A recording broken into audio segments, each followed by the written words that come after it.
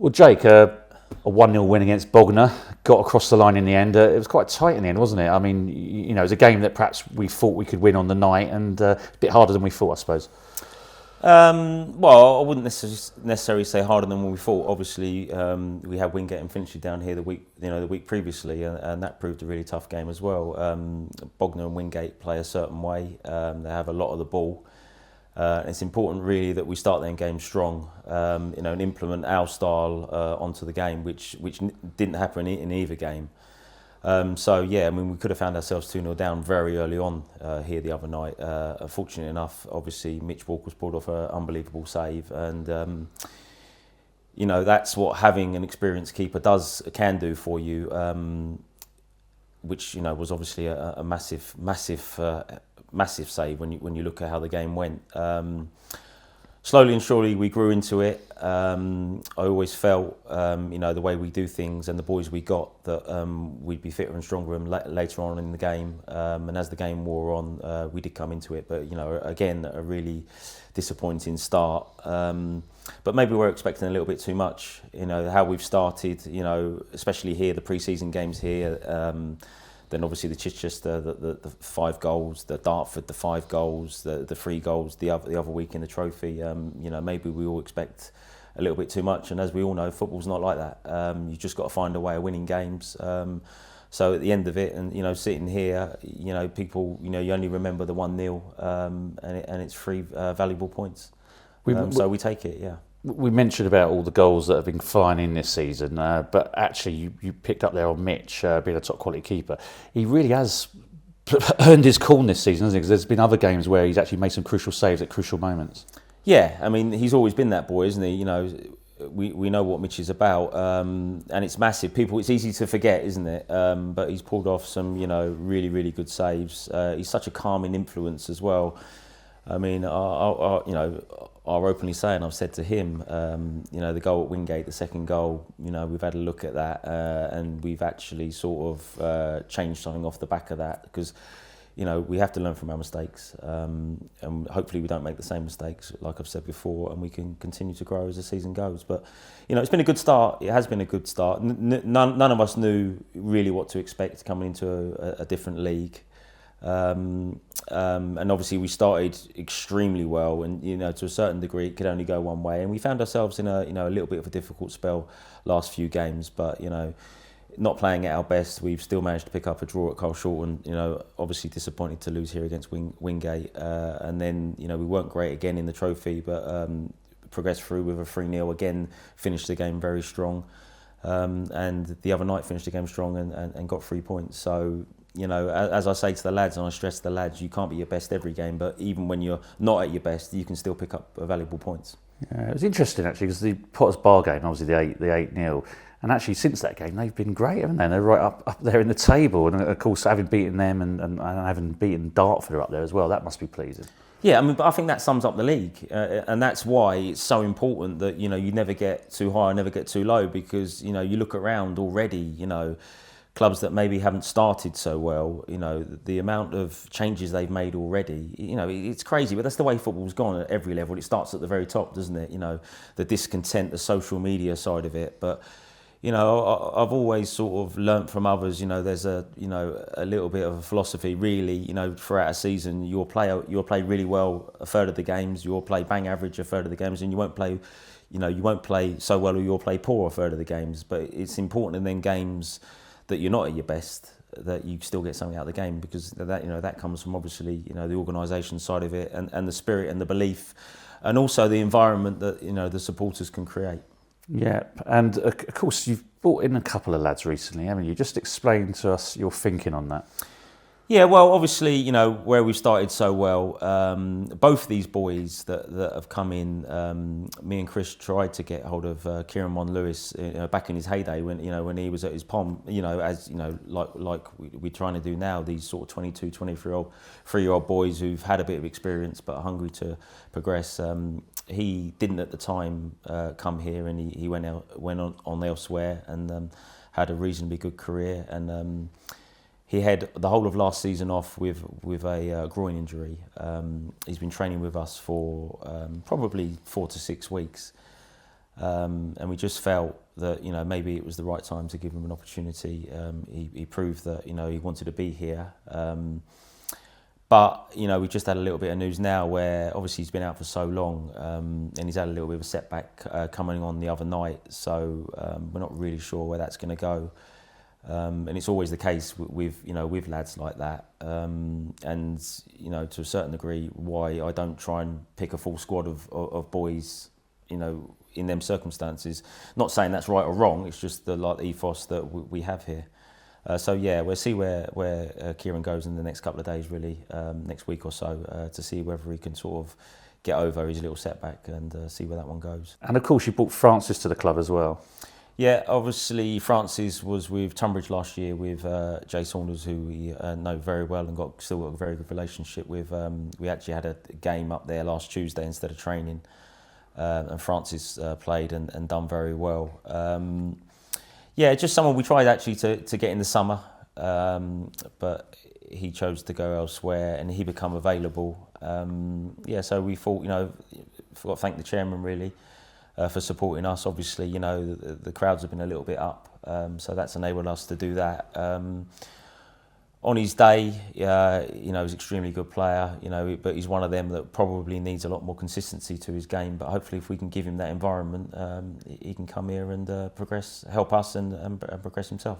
Now, you mentioned about social media. I obviously troll for it myself quite a bit, and I've seen comments about we need more in the midfield, and obviously that was your thinking with signings that you made.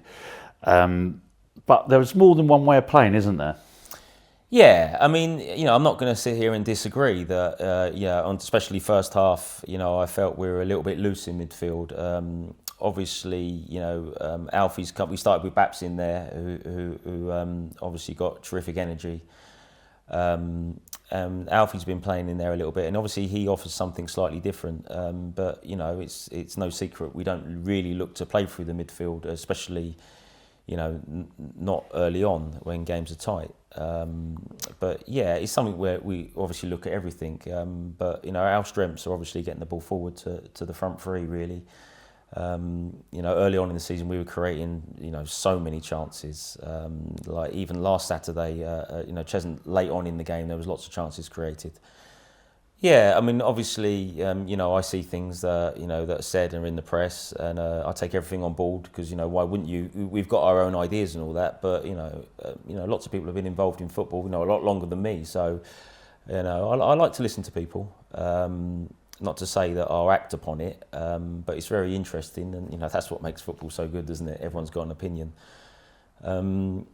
Maybe it's an area that we could look at to strengthen, but obviously we've done that with Kieran to a certain degree. Whether that's going to work out longer term, we're not so sure, obviously because of his little setback. But yeah, we do play slightly different. We played slightly different here with Chris. Obviously, I learnt a lot from Chris, and I've learnt a lot from other managers. We don't want to play high risk football. Wrongly or rightly, that's the way we're going to do it. I don't think we've conceded any goals this season where you can look at and think that's shambolic. Maybe the corner against Wingate, which we spoke about, a total free header in the 6-yard box. But all other goals, really, if you look at it, they've been a little bit unfortunate or a little bit down to the opponent's good play, which is always going to happen. I watch even Premiership, and I was watching the other week, and I speak to the boys. There was a Newcastle goal, centre midfielder passing it across his own goal, and goals going in. They're the goals we really want to continue to avoid, especially early on, because obviously first goals in football are so important. Yeah, I really hate this obsession actually in football nowadays of playing out always from the back, because you get into a situation in a game where you're winning and trying to play that way, and you think actually sometimes just get it out of the danger area. Well, yeah, I mean, I think that's the beauty of football. Yeah. I don't mind. I never slag off anyone's way of playing. I mean, and I don't understand why other people slag off other people's ethos and all that. I mean, you've got to blame Pep, haven't you, to be honest? But let's not forget, Pep's got all the money in the world and can bring in the best players in every position. A club like this, you've got to find a way of winning games, like Chris done for so many years. It's very difficult to attract players here, very difficult. I couldn't believe how difficult it was when I first come in, because obviously it's a big club, it's great facilities. We were getting turned down by boys 2 levels below, which I found really surprising and a challenge. But I'm also shocked how quickly that's turned around. Well, you only got to look at Francis, Manpolo, and obviously Kieran. To name quite a few others. There's a few boys that left us last year and moved on elsewhere. And I know for a fact that they'd like to come back here. So we're definitely going in the right way. But again, it's still so early on. We're nearly a quarter of the way through. We've had a half decent start, probably a little bit better than we expected. But obviously, again, very difficult because we've started the first 4 like a house on fire, and we've just come off that a little bit. So now it's a little bit of a sticky patch, and obviously an incredibly difficult game.